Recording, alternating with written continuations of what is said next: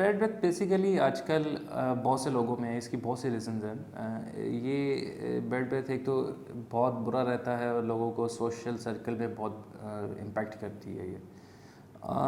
इसकी major causes में आपका स्टमक इशू भी एक मेजर प्रॉब्लम है। लोगों के स्टमक की वजह से ये बैड ब्रेथ होती है। As soon as possible stomach issue हो तो उसको ट्रीट करवाना चाहिए।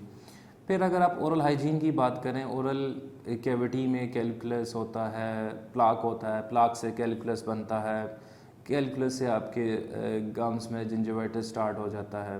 तो और केरीज, ये एक मल्टीपल फैक्टर्स हैं जो कि बैड ब्रेथ प्रोड्यूस करते हैं। बैड ब्रेथ को ट्रीटमेंट के लिए बेसिकली तो इसका जो कॉज है उसको रिमूव करना चाहिए। अगर तो आपका डाइजेस्टिव सिस्टम या आपका स्टमक की वजह से कोई मसला है तो आपने स्टमक ट्रीटमेंट वो जो है ट्रीटमेंट लेनी चाहिए ताकि वो एज सुन एज पॉसिबल सही हो जाए।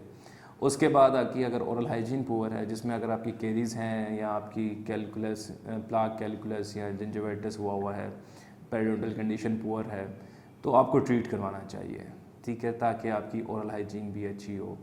अब बैड ब्रेथ में सिंपल माउथ वॉश यूज़ करने से ब्रेथ आपकी सही नहीं हो सकती जब तक आप इसका कॉज रिमूव नहीं करेंगे, ठीक है। सो बेस्ट तो यही है, पहले इसका कॉज देखा जाए और इसके कॉज को रिमूव किया जाए।